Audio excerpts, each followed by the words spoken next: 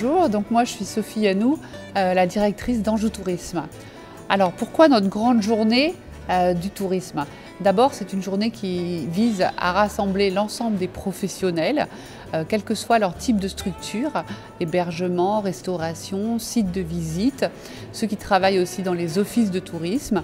Et nous avons voulu cette journée en partenariat avec l'ESTUA et avec le Tourism Innovation Lab. La particularité de cette journée, c'est qu'elle est faite d'alternance entre des conférences plénières et des ateliers thématiques, où on retrouve dans ces ateliers thématiques ce qui intéresse les professionnels. Donc par exemple, comment parler du développement durable, comment impliquer ses salariés, comment communiquer responsable, voilà, toutes sortes d'ateliers. Alors pourquoi le tourisme doit-il vivre sa métamorphose? C'est un des sujets, c'est le titre de notre journée. Et la métamorphose, ça suppose vraiment un vrai changement. Et effectivement, on veut un vrai changement parce qu'aujourd'hui, on constate qu'il existe d'abord un désir d'hybridation des lieux, c'est-à-dire qu'on ne veut plus seulement un lieu unique, on veut un lieu qui puisse servir à beaucoup de choses. Ensuite, les touristes ont l'envie d'expérimenter, c'est-à-dire qu'ils veulent vivre de vraies expériences avec de vrais gens.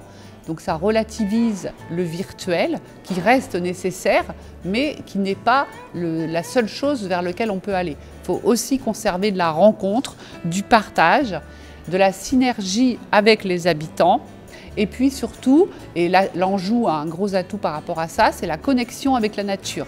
Donc nous on a les voies vélos, les voies pédestres, les voies équestres. On a aussi les rivières de l'Ouest et puis on a tous les espaces naturels sensibles. Donc ici le touriste, et c'est la plupart, il y a plus de 70% des gens qui viennent en Anjou, qui viennent pour la déconnexion, qui viennent pour la nature, qui viennent pour la beauté des paysages.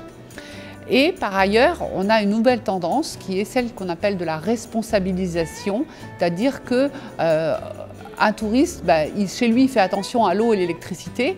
Et donc, comment aussi on l'invite à faire attention à la consommation des énergies sur son lieu de vacances? Comment on l'invite à découvrir des pratiques plus responsables de façon à conserver le patrimoine, de façon à conserver la beauté des paysages pour l'avenir?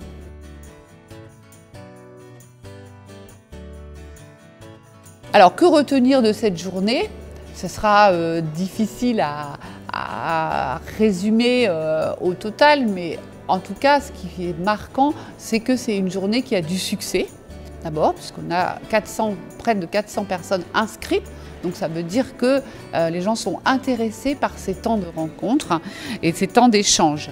Et au total, 3 mots pour le printemps du tourisme. C'est d'abord effectivement la rencontre, le partage, c'est aussi réfléchir à l'innovation et c'est aussi s'enrichir de techniques nouvelles, s'enrichir d'expériences nouvelles.